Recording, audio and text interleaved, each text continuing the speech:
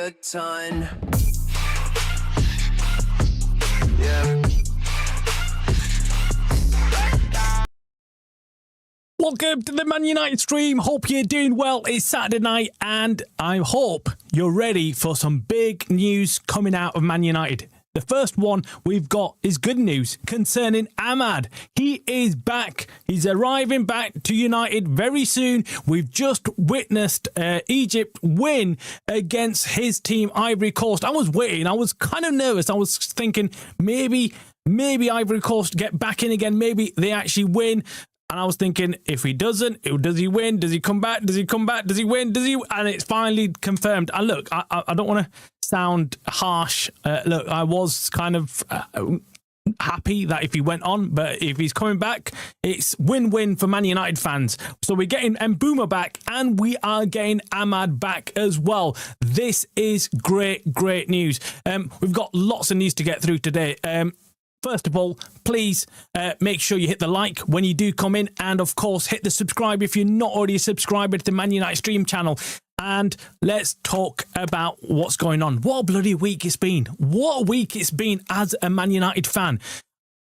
We've not even reached the point where Ruben Amorim gets the sack. I was just sat there this morning thinking, shit, last week at this time, I was looking forward to the Leeds match. There was no sign of Ruben Amorim going to get the sack or anything. I was just sat here going to preview the game. Actually, last Saturday, we did the preview and we were talking about Ruben Amorim and what he's going to do. Who's he going to select? Is he going to play Menu? Is he not? Things like that we were discussing. It's not even been a week since Ruben Amorim was sacked. And we're talking about new things, new managers, Brighton tomorrow, Fletcher, who will play. We're hearing rumours that Lacey might start. That's, for me, a really good sign. We're also hearing rumours that JJ Gabriel might be on the bench. Again, really good news. We know one thing with Fletcher. He knows the academy players. He knows the ones that will be ready to step up. And he, I think, will give them a chance. Nish, welcome to the channel, mate. Welcome to the show.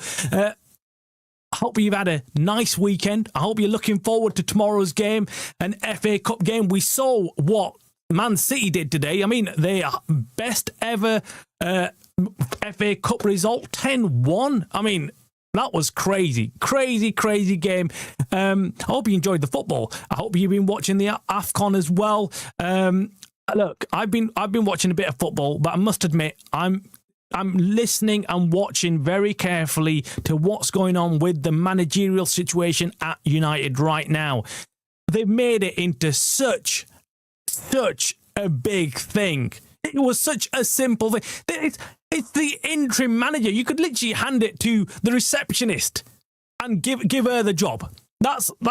I'm not being harsh on Fletcher, and I'm not being harsh on whoever gets it, but it's the interim bloody manager job. It's not like, anything serious. We all know who's going to run the show. We all know Wilcox is the guy who's going to run the show from behind the scenes. He wants to be the manager. He is essentially going to make all the calls that a real manager does, right? So we know why they're interviewing, but they're just making it a massive issue. Just bloody pick somebody.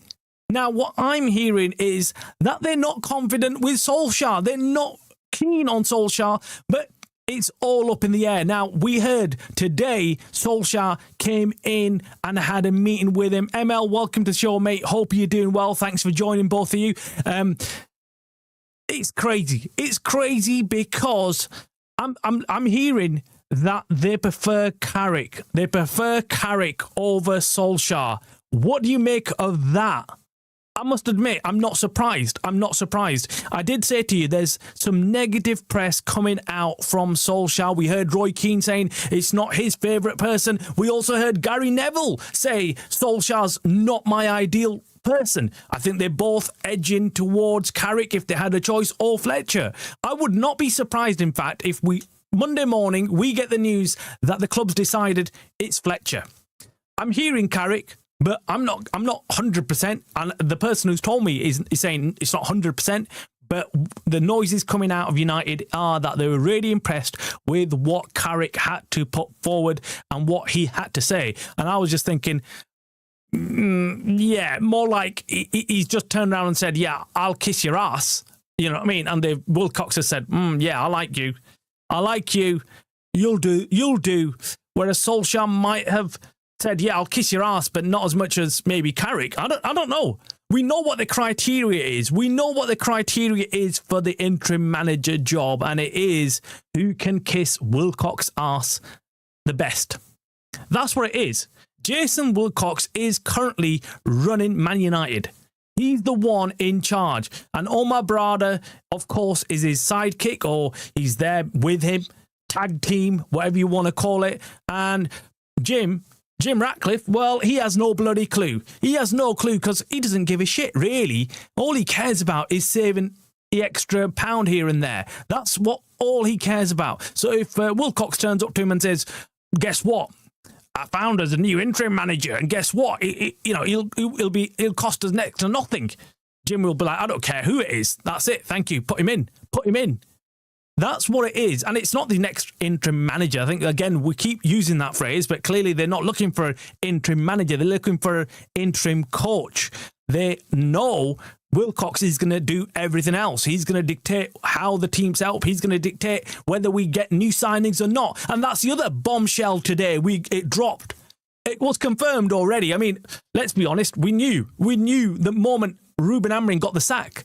That didn't mean it was Ruben Amorim essentially who was getting the sack for what he'd done in the past. It meant that United were signalling to everybody, we don't agree with Ruben Amorim, and we don't agree with going out there and backing him in the January transfer window. We don't want to make any signings in the January transfer window. So that's why we've got rid of Ruben Amorim. We fans have woken up to that, though. We know that immediately. I mean, literally an hour after Ruben Amorim got the sack, the chat was going crazy, and all of them were saying the same thing, which is, look, this is all being done for the sake of holding face, protecting themselves against the backlash of the fans, 1958, the protests and everything, because they're not going to go out there and strengthen a badly needed rebuilding of this squad. We have all been screaming, watching United saying, we need a midfielder. We need better players in this team. No way are we going to succeed. No way can we see us sustaining this position of Champions League football. Never mind sustaining. We never really got into it. Really, we huffed and puffed it. It looked like we were going to get there. We lost. It looked like next game, all right, we're going to get there. We drew. The next game, we thought we might get in there. We drew. The next game, we thought we might get in there. We drew. I mean, what's going on? What is going on with United? We can't even get into the Champions League spots with this team. Never mind stay there. So look, we all know we need players, and it's been confirmed today that there's an actual transfer ban. So whoever's coming in will not be able to say, look, I need this player, that player. So what they're hearing is whoever's going to come in, he has to accept the squad as it is, and they've got to cook with the squad. Even Fletcher, in his press conferences, you can see what he's hinting at. He's telling us, academy player this, academy players that, because he knows that the board want any coach, anyone who's coming in, to use the players that they've got and nothing more.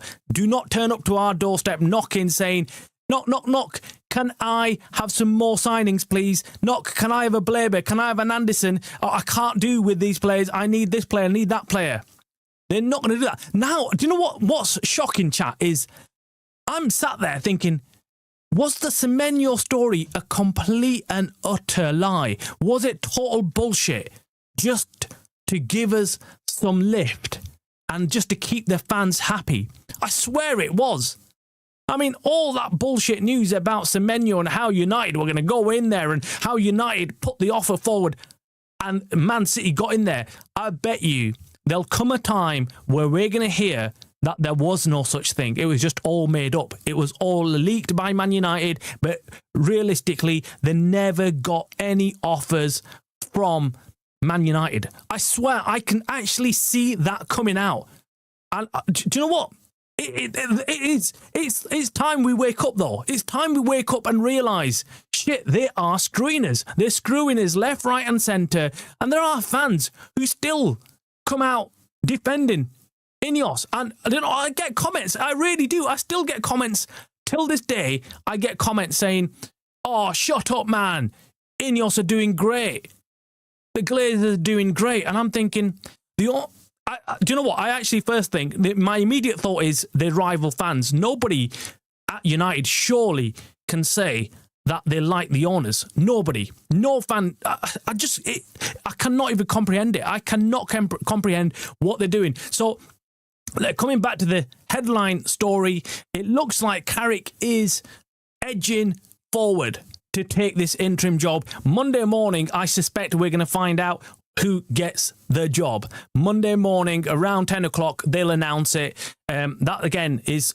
I called it on Ruben Amorim, actually. I told everyone on the Sunday night chat, you know, on when we the evening when we drew against Leeds, I came out and said, oh, look, tomorrow morning, Ruben's going to get the sack. 10 o'clock. That's what I said. I didn't want to believe it, but that's what I was thinking, right, okay, there's no way they're going to let him stay. There's no way they're going to let him stay. And was I upset? Of course I was. I didn't want to start this whole journey all over again because I know what INEOS are like. I know what they've done to us in the past and what the Glazers have done. They have no plan and we're shafted. And this is it. No transfers. No transfers. Hence why Fletcher is talking up the academy players. And I don't think he's wrong in that. I actually liked seeing academy players. I do like the thought of academy players. Look, like Lacey, for instance. He's one of your own. So when he comes out and puts in a performance like that and he nearly scores, it's a different feeling. You know what I mean, don't you guys? You know, he someone who's actually worked hard through the academy, born and bred, you know, it's a different feeling. It's like you've not bought that success in. You don't feel like you've been cheated almost. You know, you buy someone and you pay a serious amount of money. And when they do score, it's nice, but it's not the same as homegrown talent. You know, someone like Lacey coming in and cooking. And it's the same thing when we saw Rashford and stuff. You're proud of United creating these players. But that's why I never understood how Jim Ratcliffe, the bloody arsehole, could just sit there and criticise the academy saying they're all shit, they're not even good enough. And then hence Ruben Amorim was saying the same thing. And that's something I did hold against Ruben Amorim. I was upset with Ruben Amorim's attitude towards the young academy players, where he would just completely wrote them off saying they're not good enough. Look, there was some things I loved about Ruben Amorim. Them kind of things I wasn't too keen on. The same thing with his treatment of Kobe Mainoo. I was like, no, you can't do that. He's an academy player. You've got to look after your own. You've got to make sure that they do become like pivotal and go forward and become, if they've got the talent, go and become first 11 players. I'm going to come to the chat now, see what you guys think. I mean, we've got the game tomorrow. We'll discuss that with Fletcher. I mean, there's not much to discuss. We're just going to have to wait and see what he does because no one can really guess what he's going to do in his second game in charge, whether he's even going to bother with, you know, getting to know the players, because I feel sorry for him. I do, because it's almost like, you know, you're making an effort with the players. You're trying to get to know them, and you know that, you know, you're not going to get the job full time, and there's others that have been interviewed. And you don't know whether you're coming or going. It's just a weird thing to kind of be involved in for Fletcher. And I really do feel for Fletcher. I do think, what, Fletcher? Like, that's a bit crazy. Like, what? Like, they should have just outright just given it to him. Or they should have just said, right, okay, do you know what? Yeah. Rather than intervene, I find that really weird. Niche, let's see. Fletcher, on message, he was asked about signings, and he said they were good people who trust to make them ultimate yes man. Yeah. Fletcher, what's his name? Fletcher is, you know, let's be honest. He's part of the setup. He's part of INEOS. He's part of that club. They've got him there for a reason, right? He's there. He's part there. He's a yes boss kind of player, ex-player, and that's why they've got him there. You do not last in them kind of positions unless you are a yes boss type of guy. And I like Fletcher. I hold nothing against Fletcher. I think he's great. I like his attitude. I like his humbleness. But he's a yes guy. He's a yes boss man. Drop your pants and I'll kiss your ass kind of guy. That's what he is. Unfortunately, I don't like saying it. I really don't, because he's a nice guy. But nice guys don't survive in this type of environment. This is ruthless. You've got to either hold your own or you're going to get walked all over. And that's what we're seeing with Fletcher. Nobody else would take that shit. Fletcher, if he had any balls on him, he would have walked in there and said, when they approached him and said, right, you're going to be the caretaker manager, he would have said, right, for how long? How long do you want me to do it? Or at one game? Piss off. Piss off. I ain't doing a one game. You might as well just let him play without a coach then. You might as well let the players go out. We saw other teams do it. We saw Chelsea do it. They don't necessarily need a manager or a coach to be there watching them. They don't have to have Fletcher there, standing there over them, right? Wilcox could have bloody put the team out because we know he's the one who's decided everything anyway. So Fletcher should, at that point, should have said, look, get serious, guys. If you want to have me as interim manager, just give me the bloody job and let's be done with it. Don't piss me about by asking me to do one game at a time and then you'll see at the end and then I'll go next game. And then you're going to be interviewing. You're going to be making this interim job into some crazy position at Man United where they have to interview people. They're making it very serious and it's all like, yes, we're looking through their CVs and we're having 5-hour-long interviews with the candidates to decide, which one suits the club. Like, what are you on about? What are you on about? We want to work out the manager's philosophy and the interim manager, whoever comes in, we want to see how bullshit, man. Bullshit. It's absolute rubbish. Absolute rubbish. They've absolutely made this mountain out of a molehill. And it's all because they want fans to keep engaged with this whole managerial process. The longer this goes on, the better it is for INEOS. The better it is for the Glazers because their fans are distracted. We're distracted with the goings on about the manager.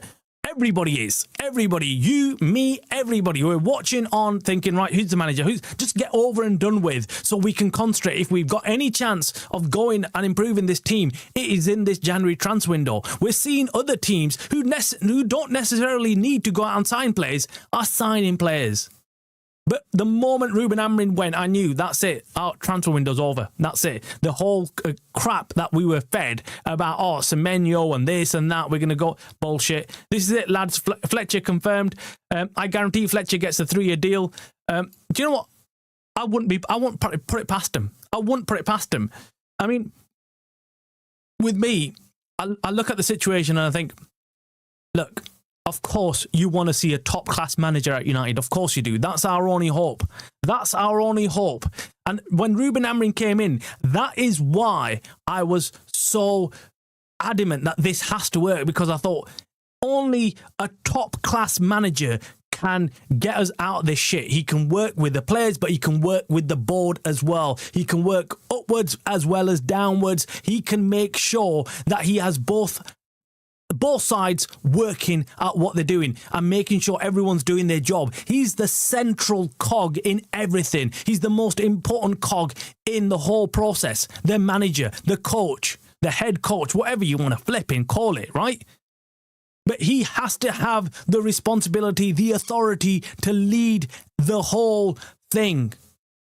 And unfortunately, they didn't give him that responsibility. They didn't even give him that authority. And I get it. Look, the modern day football, you have a sporting director, you have others who are looking at things, you have the recruitment directors, you have everyone working together as a team, but you do need everyone working together as a team. If they're not working together, that's what you see with Ruben Amorim. That's what you see happen at lots of different clubs the moment there's a breakdown in communication.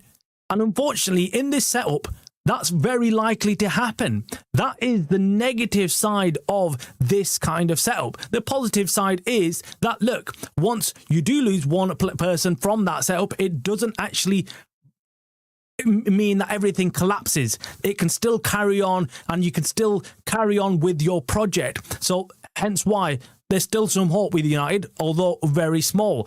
Hi all, looking out for your show all day. What time do you normally come? Well, I must admit, ML, Saturdays I only do a night show, so around about 9:30 I'll do a Saturday show. I don't tend to do the morning or afternoon show. Sunday is normally, if there's a match on, of course it's a watch along, and then I'll do a late night Sunday show around 9 o'clock. And now I'm consistently trying to hit 11 o'clock morning and then around about 9 o'clock at night, or around 8 to 9 o'clock in the weekdays, just a catch-up show, just to kind of bring you everything that's happened during the day. And of course, last week was just mayhem, so I was doing, I think, 3 streams a day, just to kind of keep up with all the bloody news coming out of United. And this is the first day where I thought, right, okay, I've got to go back to normality, although there was a temptation earlier today to just jump back on again and let you know all the news about Solskjaer going in, and of course having his discussions. But again, the news or the information that's coming to me is that, look, it's still a tight call, but INEOS are looking for someone who kisses the arse, really. That's essentially what we all know. We discussed this in our chat the other day, and there's lots of you saying the same thing. Imagine being the head coach and just hoping scraps fall off Wilcox's table. Well, look, further news came out on that as well, actually. The news that Wilcox actually, do you know that meeting on Friday that led up to Ruben Amorim being really upset and giving that press conference where he came across really abrupt, and they asked him about transfers, and he just literally said, no transfers. And they said, what about players going out? And he said, no players going out. And then they asked him, well, what if a player wants to leave? And he said, well, they'll have to speak to Jason about that. Them were his 3 responses, and everyone was left gobsmacked about them 3 responses. Number one, he just he didn't mince his word. He didn't say, yeah, we're exploring or monitoring players. No, it's point blank. No, we're not making any signings in January. Are any players leaving? No, they're not. Boom, point blank. There's no like, oh look, we'll have to wait and see. Nothing. And then if players do want to leave, they'll have to speak to Jason, not me. I mean, that said it all, didn't it? That said it all. I'm hearing they want Fletcher over both of them. I would not be surprised. Do you know what? I've told you this from day one. From what I think is going to happen is I think they're going to go with Fletcher. I personally think they're going with Fletcher. What I'm being told is that's not the case. I actually even tried to say, well, look, what about Fletcher? What about Fletcher? And they were like, no, it's definitely between. They don't see Fletcher as the long-term interim manager. He's a caretaker manager. Yes, he's there, but he's going to go back to his actual job. Well, his primary job, what he was doing before he got drafted in as caretaker, and that is with the academy. And they will bring in one of the either Carrick or Ollie. And I'm hearing, like I say, that they're turning slightly towards Carrick than they are towards Solskjaer, and that's just because they believe that Solskjaer kind of lost some credit near the end of his managerial career at United when he was first here. And I pointed that out to you again. I did say, look, guys, you know, Solskjaer near the end of his managerial career at United, it wasn't good. It wasn't good. I'm hearing they want Fletcher over both of them. Yeah. I think Wilcox was jealous of Amorim. Good loss and dress sense. Good looks and dress sense. ML. Do you know what? I wouldn't put it past him. I've heard that he's quite a stubborn little shit, man, and he just doesn't like anybody coming up against him. And the way I've also heard a few journalists have come out, you know, they're drip feeding this to us, aren't they? They're drip feeding this to us, and they've come out and said something on the lines of that Wilcox in that meeting on Friday, the week Friday before, with Ruben Amorim, was really rude and aggressive towards Ruben Amorim. That's why Ruben Amorim reacted the way he did, and they had a big kickoff because Wilcox, the way he spoke down to Ruben Amorim was what caused the kickoff. It wasn't what he was saying that was the issue. What I've heard is that he's already mentioned the formation change to Ruben several times before that meeting. It wasn't the first time that Wilcox has approached Ruben Amorim and said, "Oh, you need to consider a formation change or change your system." That's already been an ongoing discussion between the two. So that wasn't new on Friday. What was new on Friday is Wilcox losing his cool and just losing his shit on Ruben. And that's when Ruben thought, right, no, I'm not having any of this, mate. Yes, you might be my superior. Yes, you might be the one who's been put in charge by Jim Ratcliffe and whatnot, but you're not speaking to me like that. And that's what led to the kickoff. That's why they both clashed and they had a massive kickoff between each other. And he was like, you do your effing job and I'll do my effing job and just stay out of my way, blah, blah, blah. And that's what led to the Friday kickoff. That's what happened. Now, of course, we're going to get all and more news of this sooner or later. Of course, it'll come out one way or another. But that's what's being reported now. They're saying, look, it's the way in which Wilcox spoke to Ruben Amorim that led to it escalating.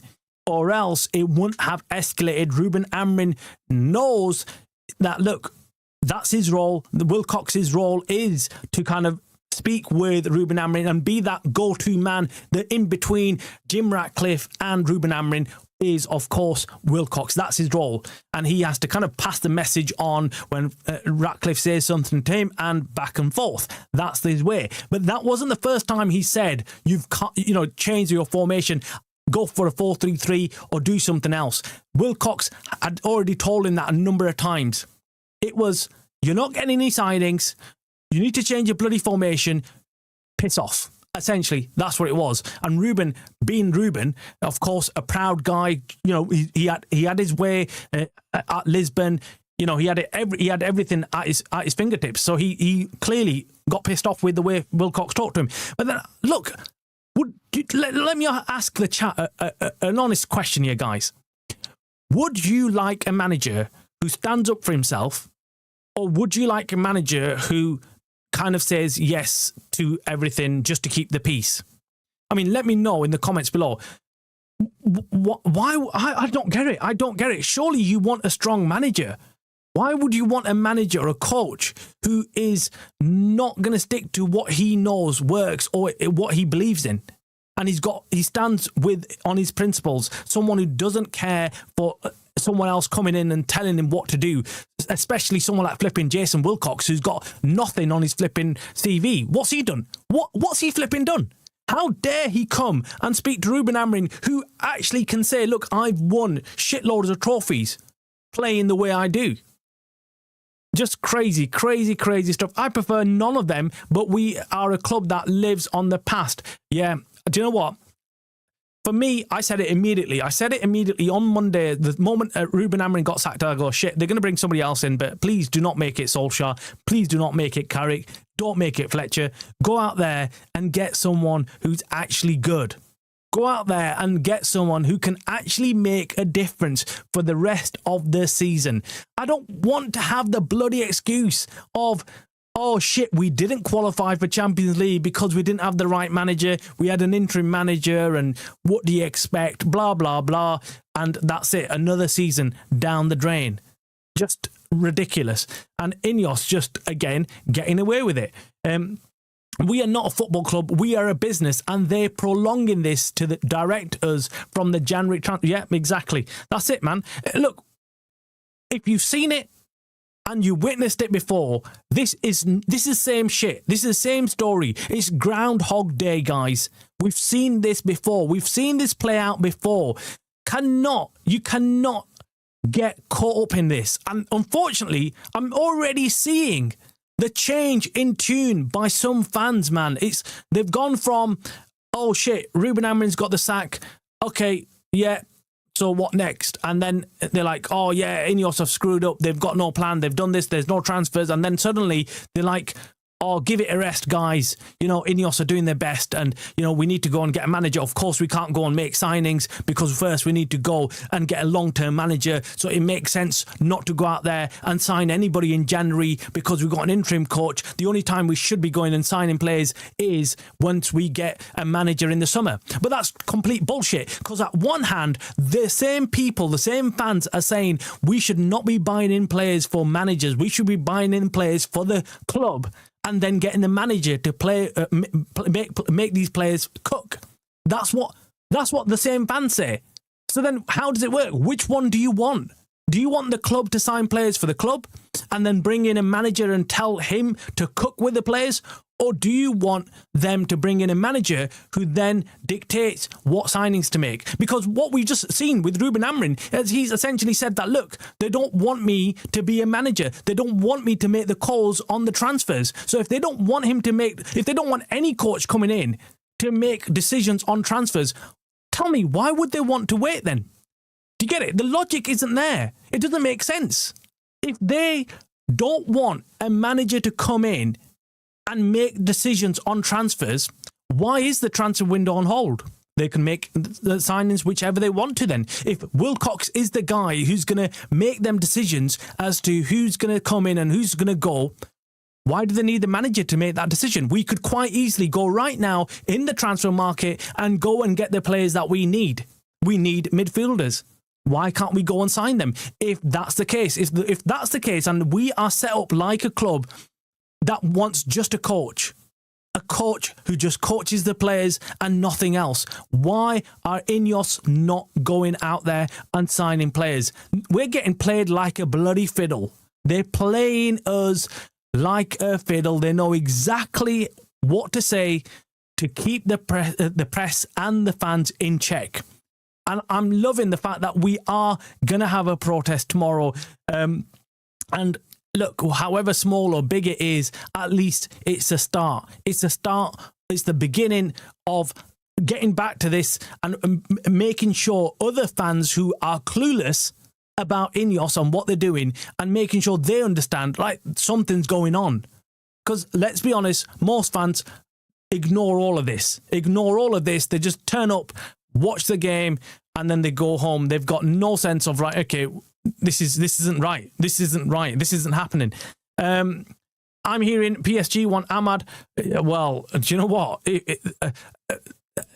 It's crazy. Actually, did you hear about the Mazraoui news today? So we heard this morning Juve are looking at Mazraoui. I mean, come on. But this is it. You're going to get this. You're going to start getting the Sharks circling United. And they're going to start picking off the players that they want. Because when the shits hit the fan and everything's up in the air, players want out. Players don't want to be at clubs where things aren't looking just uniformed. They're not looking settled. When things aren't going to plan, managers are getting sacked. And we heard, do you know what, Nish? You might not be wrong, because we heard Amad, he's actually spoken out at the AFCON about Ruben Amorim and how he felt like he was really upset with the news about Amorim getting the sack. He said he was almost like a father figure to me. He understood me as a player. He gave me more opportunity to play football. I was happy playing under him. He was really good for my career. Like, really high praise of Ruben Amorim. So, players like that might be thinking, shit, I'm going to come back to a shit show. I'm coming back. I'm in the form of his life, playing the best football he's playing, and he's probably thinking, shit, do I need this? Could I go elsewhere and win trophies? And that's what it is. Players want to win silverware. There's only so long they're going to be hanging around saying, right, okay, we'll carry on playing. So it's not going to be ideal for Amad to come back to, because he might not even get any game time under a new manager, right? Turmoil is never good for those players who have, got into the first 11 and are playing regular football. Every one of those guys will be upset about Ruben Amorim leaving. You could argue that some of them should have pulled up their socks a lot earlier and the manager might not have got the sack. And yeah, that's true as well. But Amad is surely not one of those guys. Levy, I hope you're doing well, mate. A long time no here. Thank you for dropping your comment and joining us tonight. Nish says, don't want to sell Amad even for 150 mil. Look, it depends on what offer comes in. I think United will become a selling club at this rate. If something like that does come in, Amad will go, man. Amad, look, it depends on the player. Number one, it depends what he's thinking. And if an offer comes in from PSG and Amad's thinking, right, I'm going to win silverware, and they maybe want someone, similar to Dembele at the club, as giving Enrique options if Enrique carries on there. I mean, yeah, Amad is a very good option. No player or manager worth his salt will come here, and the lack of concentration, because losing and drawing is rewarded, and then they put on social meds. We need to do better on social media. We need to do better. Yeah, look. That is it. It's just absolute bullshit. We get this from players who play crap football, and then an hour later, after the game, they've got the audacity to go online and put on Instagram, we go again. Like, bullshit, we go again. What happened today? Why didn't you go today? Why are you talking about going again next week? Why didn't you go today?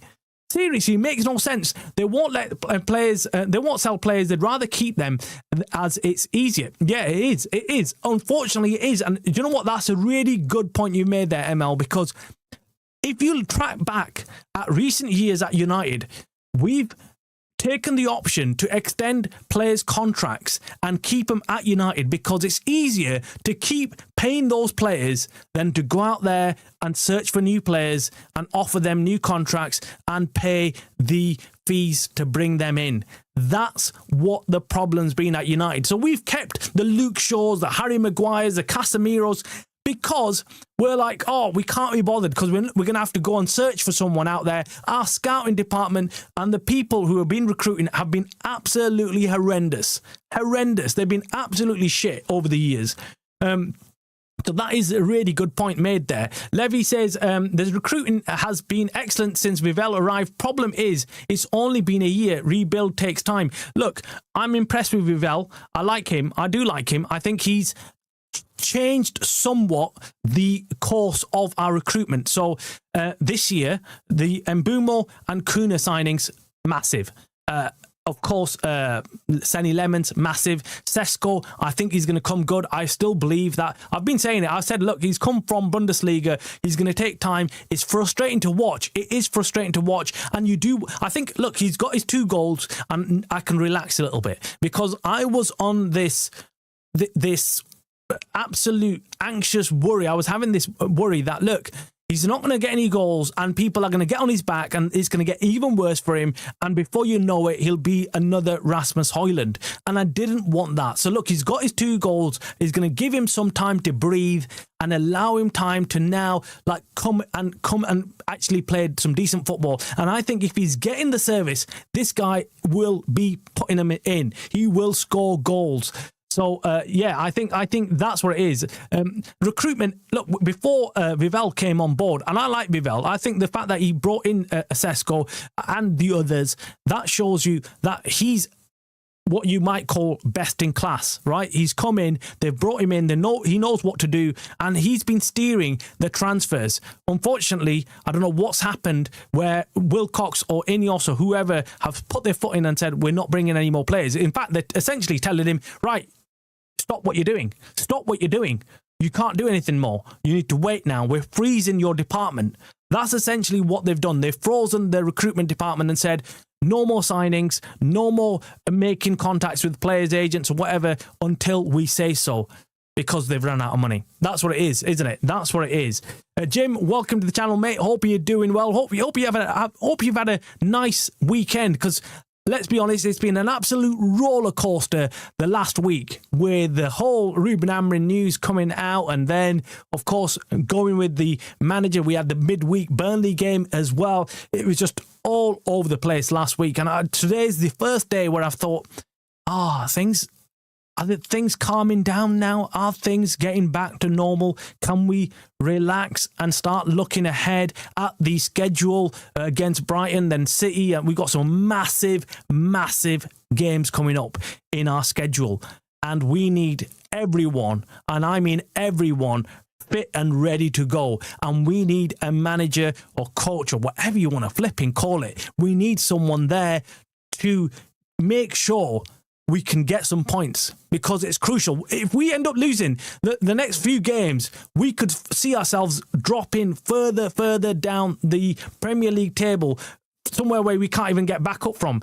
INEOS lied to Ruben, but all coming out now. As Bob Marley says, you can't fool the people sometime, but you can't fool the people all the time. Good point. Good quote as well. Really good. Nish says, the rebuild has to start all over again. Mbeumo, Amad play in the same position. I'd play Amad in 10, but Fletcher will never do that. Where does Mount play? He will have to come off the bench. Yeah, I think Mount will end up just being... I thought for a moment, under Ruben Amorim, I thought he was doing really well, Mason Mount. And then he picks up these niggling injuries and then he goes off. And then it's just not consistent. I feel sorry for him, but then you start questioning, is it another Luke Shaw, this guy? Like where he's never going to have a consistent run in the team. And can you rely on someone like that? It's very difficult, very difficult. The team need 500 mil spending with or without Amorim. Yeah, I agree. We need a massive rebuild. We've never approached it in that way. You know, the open heart surgery that Ragnick said, we've never done that. We've never approached it in that way. We've thought about it. We talk the big game. We're like, yeah, we're going to rebuild. But when it actually comes down to it, we never really do. I like Fletcher, really like him, but what he's just a glorified coach who will end up getting sacked for Wilcock in saying, yeah, I think Fletcher's a clever guy. I think Fletcher knows that if he takes the job on a permanent basis, whether it's coach or manager, whatever it is, he's going to end up getting the sack eventually under this regime. So I feel like he might be pretty careful at committing to United in that way.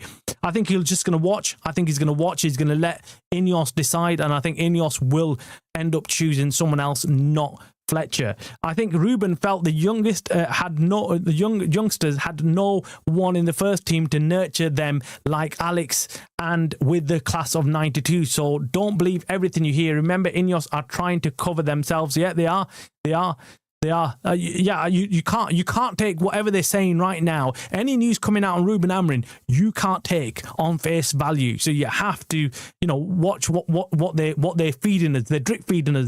These interviews just reinforce Barada and Wilcox need to be sacked. We are paying for them. Well, I've heard some interesting news today. I wasn't going to actually mention this, but I'll mention it for those who are on as well. Is Wilcox is on thin ice. Let's wait and see. I don't know whether that's going to happen or not, but what I've heard is that Wilcox is also muddied in this whole Ruben Amorim affair. Wilcox is also not getting away with it. So yeah, let's wait and see. If that's the case, at least you can say there's some parity, there's at least some justice in what's happened. Been listening to Goldbridge, he thinks the interim coach is going to be offered the job permanently at the end because they are yes men and cost peanuts. Yeah, we said this, Jim. We said this like literally a couple of days ago. We were discussing it on the chat, and I said to you that, look, whoever comes in, it's going to be a long-term interview for the actual job, end of season. So the remaining season will be an interview. And I think Nish said it perfectly, which he said, secretly, INEOS are going to be wishing whoever comes in as interim manager, whether it's Carrick, whether it's a Solskjaer or even Fletcher, they'll be secretly wishing that they get Champions League football and then they can give him the full-time job. They can say to all the fans, oh, well, he's qualified for the Champions League, so it's unfair for us to give it to anybody else. They're not going to bring in the likes of Tuchel. I heard even today on Sky Sports, pundits discussing Tuchel and discussing Enrique and discussing Eddie Howe. I don't know what they're flipping smoking. Like, did they not just see what's just happened with Ruben Amorim? Like, literally, the guy opened his mouth and he got the sack. And do we expect Enrique? Do we expect the likes of Tuchel to abide by Wilcox's rules? Who the F is Wilcox? They're going to come in and say, get on your bike, mate, on your bike. We don't want to listen to Wilcox. You know, someone who's, had barely, he's got no bloody resume. What's he there for? It's an absolute joke. I don't really care if we get a yes man at manager. As long as the recruitment is good, we can then hire a top tier coach when the roster is turned over. Good point. Look, that would be perfect. That Levy would be I've said it many times before that in an ideal club setup, I would like the hierarchy, not the hierarchy, the recruitment manager, the director, the sporting director, and the manager to work together and work as a team to bring in players, not just because the manager wants them, but the club wants them. They fit the club, not necessarily fit the manager. So don't bring in players for managers. Bring in players for the club.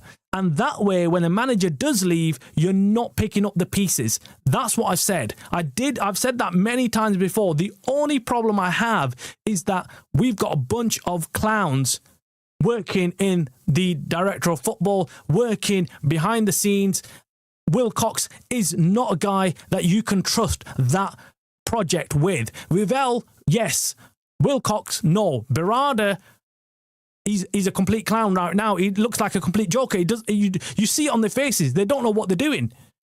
Because, do you know what the problem is? If they knew what they're doing, they would have done it with Ruben Amorim. Not been able to do that so far. Jim Goldbridge is right. Fletcher speaks well and people like him.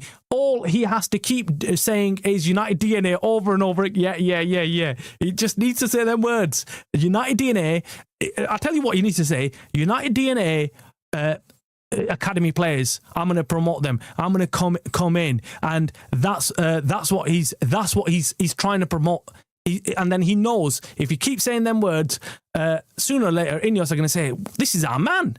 This is our man. Let's get him in. Full-time job. There you go. Pay him peanuts. We've hit jackpot." Yeah, no fan's going to kick off because they're going to be like, he's an ex-player. You're not going to come out criticising Fletcher as much as what you would do maybe someone who's not a Man United through and through.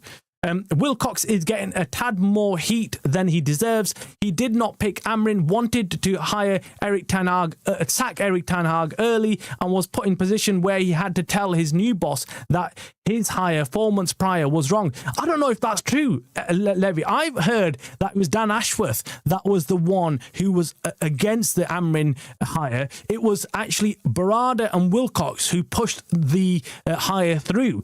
Now, if you don't know, Berardi and Wilcox worked together. Berardi was Wilcox's old boss.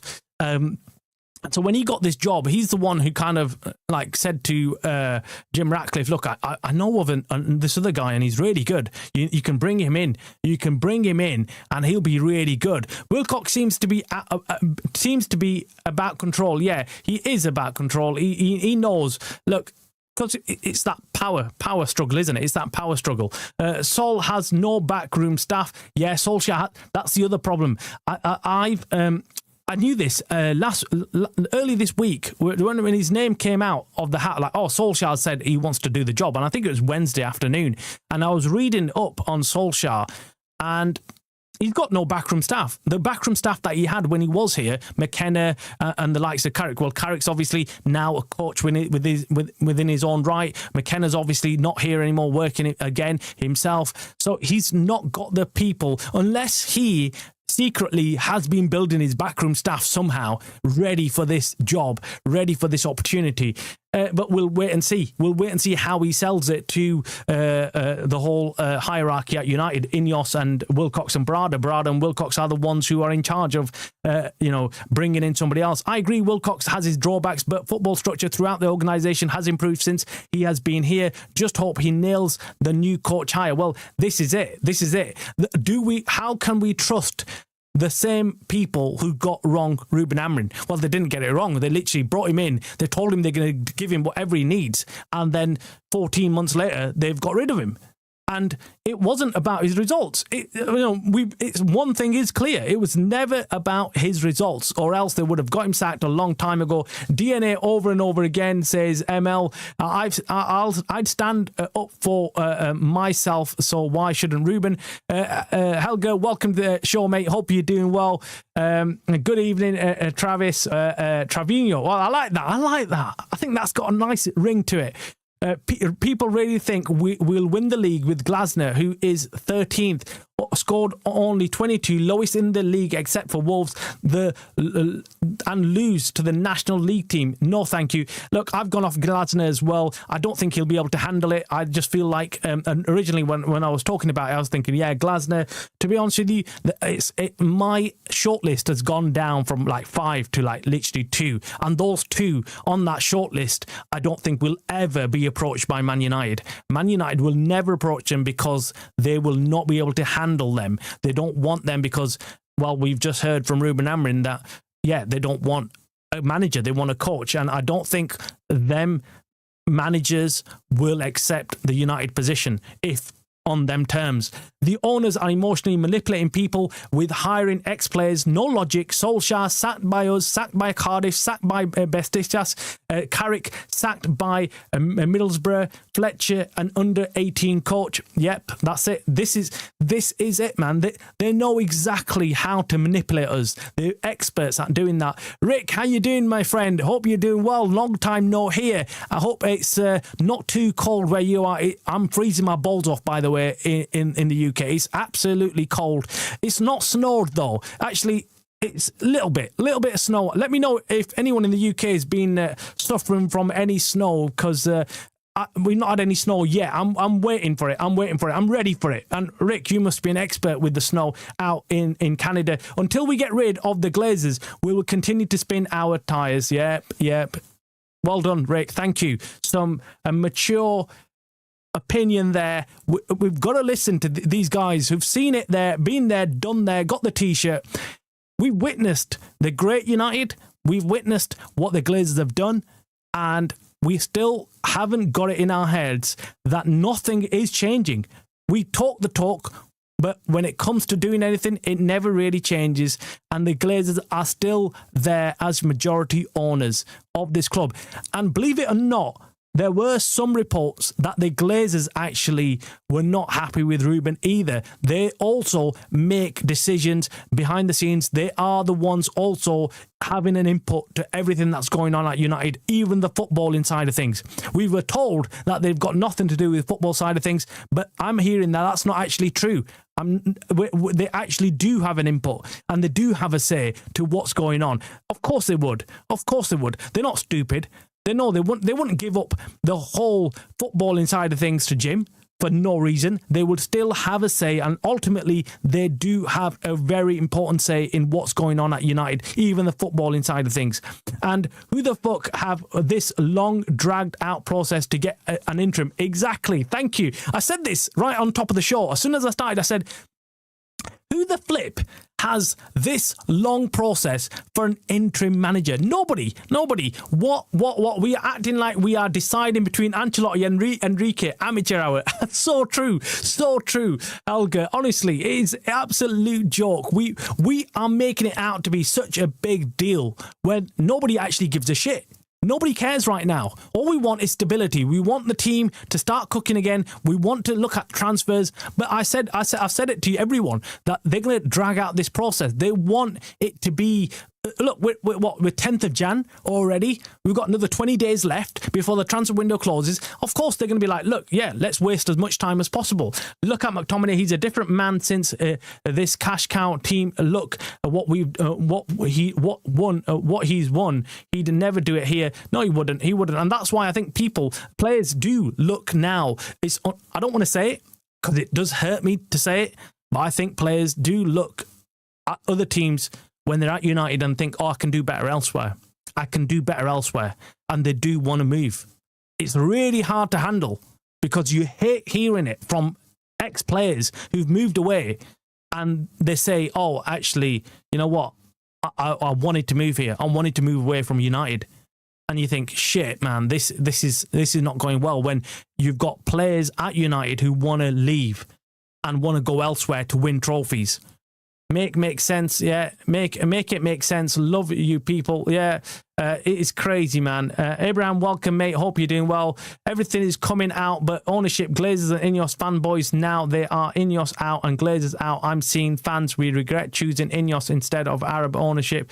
Look, I said it from day one. I said, I don't give a shit who's going to come in. When we were talking about the ownership and, you know, the Glazers going out, I said, I only want two things. I only want two things. And I'll be happy. Number one, I want full sale of Man United. I don't want the Glazers here. I don't want them 10%. I don't want them 5%. I don't want them 2%. I want them gone. Secondly, whoever does come in, I want them to have the capability to put us on a blank bloody slate. Blank slate. That's all I wanted. I wanted a clean slate where they've cleared the debt and they've got enough money to at least go and rebuild this squad. And we never, ever got that with INEOS. But again, this is why you've got to watch out for these fans, I call them plastic fans, who literally turn around and bite your head off the moment you say, I'm not happy with INEOS. I'm not really, I don't think they're going to do a good enough job. I'm not happy. Oh, how dare you say that? This is bad news. Oh, you know, you can't say that. You know, you've got to get behind the new owners. And you're thinking, what, the same owners that have just given the Glazers a lifeline, you want me to back them? Allow that. Thank you very much. I don't give a shit what anyone says. And I'm never going to change my mind on it. INEOS, until INEOS don't buy out the Glazers, I don't trust them. I don't trust them. And until they don't rebuild and put their money where their mouth is, I don't trust them. I really don't. And yes, it would have been really good if we got someone else in who could actually do an actual rebuild. Last Jan, Aston Villa played Champions League and wanted to push on. Got in Malen, got in Rashford, got in Asensio, got in Disasi, got in Garcia. This year, they are third and getting Gallagher. We got Dogu and no one this year. Yeah, that's it. That is it, man. I mean, you're saying what I've been saying, Helga. Helga, this is it. Unfortunately, this is what is going on at this club. But not everyone seems to think that getting a new manager or a new coach, whoever it is going to be, things are going to be right again. We can't. I've given you the example last week. I've been raving on about it again and again. We're asking any manager to come in, cook us a fantastic 5-course meal without any bloody food. That's what we're doing. We're asking for a 5-course meal from a manager without any food. We're giving them scraps and saying, right, turn that into a 5-course meal. And then when they fail, we're like, oh, you're shit. Out you go. We're going to get somebody else in. That's what's happening. That is unfortunately what's happening. And that is point made there. Aston Villa went again. They went out in the market, got players that they needed. They've got players. They could have said, no, we've got Rodgers, we've got a few other players in there who are going to cook for us. Allow Rashford, allow Asensio, allow these players. We don't need them. But they didn't. They went, they got more players in, and they're going again. They're going again. They're not going to let this opportunity slip through their fingers. We, on the other hand, are letting this opportunity slip through our fingers. This was 1 year where we've seen everybody around us have shit starts to the Premier League, and we are in that contention of becoming, or at least getting into the Champions League spots. We are acting like we are Everton or a club in the relegation fodder for the second year in a row. Yeah, but that's standards, isn't it? That's what the owners have put in. The owners are happy with these standards. We've seen it just now, evidenced with Ruben Amorim. They didn't give a shit that we were losing and that we weren't actually playing well. They didn't care for that. It's absolutely crazy, but this is it. Sorry, but I don't think Vivell is the right man for where we are. Excellent at his job, but he can't plan for the future. When the now is shit, no point getting talented players without a platform. Well, look, I think Vivell is good, in my opinion. I think what I've seen of him, I think he is somewhat looking for the future. Sesko's one of those signings. Tenny Lemons is one of those signings. So I disagree there, but I agree with the fact that, look, the other framework around him is not there. So he's destined to fail as well, unfortunately. We can't have one cog in the whole process working at full percent, 100%, but everybody else around him not working to that same speed. It's not going to work. And sooner or later, that cog's going to start either slow down or stop working completely. I just want to say that I'd like you to read everyone's messages sent into your show. Love it. Oh, look, look, I appreciate everyone who types in, man, and chats, because I don't necessarily like do the show for myself. I do this stream because I want everyone else to kind of get involved, and I absolutely enjoy hearing from everybody else and what they have to say. And I like the fact that everyone's got an opinion, and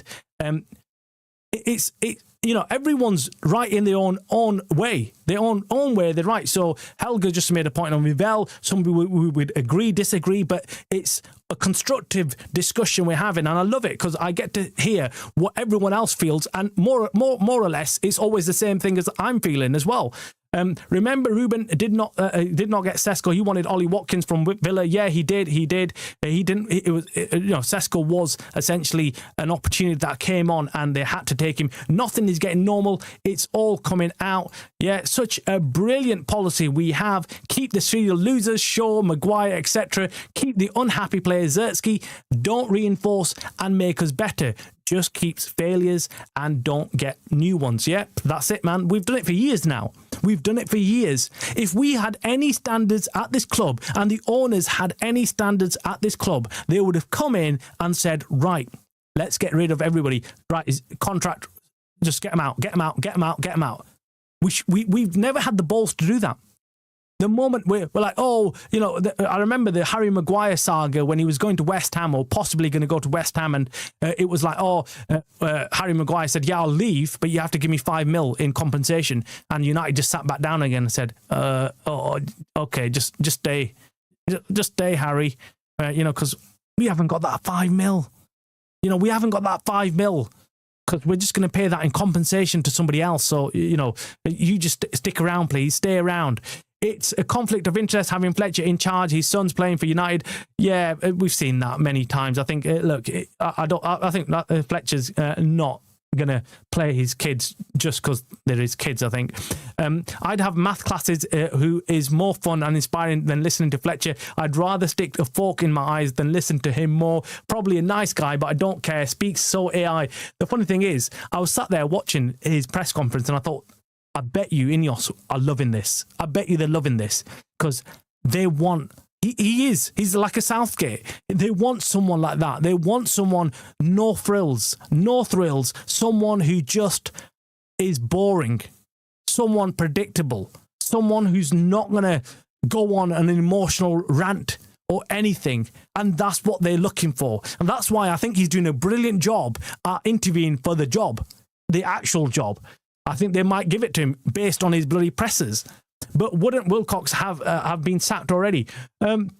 Yeah, look, the news is that Wilcox is on thin ice and he could be sacked as well, but they're just waiting for things to calm down in the managerial front, and then maybe they'll sack him. I can't see that happening, but the rumours, I've had two people come out and say that. I've had two people come out and say, look, Wilcox is on thin ice because of his handling of the Ruben Amorim situation. Make what you want of that. I don't really believe it. I can't see him getting the sack, but that's what I've been told. United have so many bad sides behind the scenes we have no clue about, so it's best to keep it in-house. They want coaches who keep their mouth shut and take it from behind like a good boy. Yeah, they do, man. They do. That, unfortunately, that's what Ruben did, didn't he? He came out and said, I don't want to take this shit. I'm not going to do that. And they've like, how dare you? Off you go. Sorry for the strong language, but Trav, mate, I'm so fed up. We're so done. Look, I enjoy a bit of colourful language here and there. You've not heard me. You've not heard me go off on rant. I always look when I go off and rant. I always think, I don't know. Jim's always clean. He never uses slang, any abusive language or anything. So I always wonder. I think, shit, I'm going off on one, especially when I'm watching United, and I'm thinking when I'm doing a watch along and I'm swearing like a trooper. And I think, oh my God, like everyone's going to be thinking, what's happened to Travis? All of a sudden, he's turned into a complete demon. But it's just, I do get emotional as well. So yeah, I appreciate. Look, everyone is going to get emotional with these what's going on at United right now. There's a quote that's perfect for United: "Fool me once, shame on you. Fool me twice, shame on me." I think that's the quote. Not sure it is that is the quote, Jim, and you have brought it up in the right context. This is it. This is it with United. We're to blame ourselves if we carry on taking the bullshit now. We've had it already. We've seen this happen. Sorry or disagree with you on the manager should pick the player he wants and feels who fit the team, and board need to learn to stick with the manager and not sack him and a win. Yeah, look, I can understand that point of view as well. You're right, Travis. Ashworth didn't want Ruben. Wilcox is Brada's arse, I think. Brada is up Jim. Yeah. Wilcox is yeah. That's what I've heard as well. I've heard that. I'm just checking on this. I've heard that that's the case as well. I've heard that, look, Wilcox is up Brada's backside or arse, whatever, because Brada's the one who brought him in. And of course, Brada is up Jim's arse. And Ashworth is the one who didn't want, and that's why he got the sacking. He got sacked because he was so adamant that, look, this is the wrong manager to be bringing in, because he's the one who highlighted, and let's be honest, let's give him credit for this. He said, it's going to cost you over 500 mil to bring in the players that will suit Ruben Amorim's system. And they didn't listen to him, but they got rid of him instead. Jim should sack Barada and Wilcox, just make Ollie director of football. It's all about vibes and DNA. That would be brilliant. I mean, that would be cool. Can you imagine Carrick, Solskjaer, in there as director of football and doing all the jobs? I think that would be cool, man. I'd like that. If he gets Rivell in charge of sporting department, count me in. Ollie can then just vibe with football mind behind him. Yeah. I'd like that. I would like that as well, Levy. I think that to me is more appealing. I think that would get me more excited about what's going on at United. Glazers are blatantly in control, so Jim is just a muppet. Yeah, he's an absolute muppet, man. He's just come in under the pretense of, I'm coming in, but I think he's agreed with the Glazers that you do what you need to do. I'll take the slack. I'll take the criticism. Levy, I'd prefer Vivell and Ollie over Barada and Wilcox. I think we're all in agreement that that's what we'd love. Ollie wanted Haaland. Yeah, he did. He also wanted Bellingham as well. And they didn't back him. They didn't go and get him the players he needed. I heard they've stopped the players from putting out comments on Amorim, but when they are on international duties, they can't stop themselves from giving a glowing quotes for Amorim. Yeah, I mean, you should listen to what Amad had to say. I mean, it was crazy. I don't INEOS to buy. You don't want INEOS to buy out the Glazers. I want them gone. They're just as bad as the Glazers. Yeah, I mean, I just want everyone gone. I want someone to come in and just clear the flipping debt and go again. Did you hear that Fletcher asked for Alex blessing? Yeah, I did. Blessing. What is this? What are you going to do if Alex didn't give Alex is a God on stop is God on stop it? Look. I found that really weird. I like Sir Alex Ferguson, but we've got to move away from that. Now, we've got to understand that we need a reset. We need a hard reset. We can't be Liverpool fans. I used to look at Liverpool fans and I used to take the piss out of them when they used to come to me and say, oh, Liverpool were like this in the past. And I used to just laugh at their face thinking, yeah, but you're no longer Liverpool. You're not that Liverpool anymore. So give it up. And now, unfortunately, I feel like United have turned into the new Liverpool fans. Trevino and Helguinho, great minds think alike. Batman and Robin. Yeah, man, yes. Good times are coming if we have faith in rebuild. Kone, Dogu, Haven, Shido, Leon, we've got Lemon, Sesko, and Mbeumo. We've got some top players coming in. Repeat, and we have actual teams. Yeah, I think, look, I'm excited about the youngsters that are at United right now. Stick a fork in my eye. They're most probably out Fletcher's press conference speeches. Yeah, they probably did. They probably script him. They probably got a teleprompter there telling him exactly what to say. If Ratcliffe slipped and dropped his food in the canteen, Fletcher would get up and eat it off the floor. Oh, that's why they love him. Oh, yeah. Oh, God. Oh, that is crazy. That is crazy. I mean, that is insane. The thought of that, but you're probably not far off it. We've got... They just want yes mans. They want yes mans. And I think come Monday morning, whoever is announced, whether it's Carrick, whether it's Solskjaer, or whether it's given to Fletcher, no one's going to be that enthusiastic. No one's going to be really like raving on about it. I can't imagine everyone having a huge party and going crazy about who the new interim manager is, because we know there's lots to do, and we know we've got a crazy run-in of games, and we're going to struggle. Right now, we're going to struggle if we don't do things, and we've got these idiots controlling everything right now. But anyway, guys, I'm going to leave it there. I want to thank you, everybody. It's gone on much longer than I first anticipated. Every time I jump on Saturday night, I think, it's just going to be a short one. I'll just do a quick one. But when everyone jumps on and it's just everyone starts chatting, and it gets into a crazy atmosphere, and I love it. I love it though. I love chatting and getting everyone else's opinions on everything. So let's finish off with Nish. He says Ollie is in Jim's office right now in a maid's uniform with this is getting a bit too much, guys. Uniform with one of those fluffy dusters.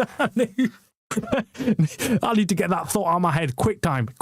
You guys are cooking. You guys are cooking right now, bro. The embargoed quotes are beginning to come out. I'm going to post some here. It's bone chinning. Fletcher made a comment about Mourinho was sacked that we were writing off the season. I'm just getting them. When I looked at my watch, I'm just started getting them quotes right now. And I was like, okay, this is coming through now. Everything's coming through with the embargoed press conference. Fletcher, and on his comments about the club risking writing off the season after Jose was sacked and they bought in Ollie. Good research that. I was young and naive when I said that, wasn't I? So it was always going to come. It was always going to come, wasn't it? It was always going to come out. But I'm going to go, guys, because I want to catch that as well. I want to catch the presser and see what is coming out. So thank you for this evening's show. It's been a great one. Thank you to everyone to jumping on. And I'll be back tomorrow, hopefully, with the watch along and then, of course, the reaction. So peace out. Thank you very much. And I'll see you tomorrow.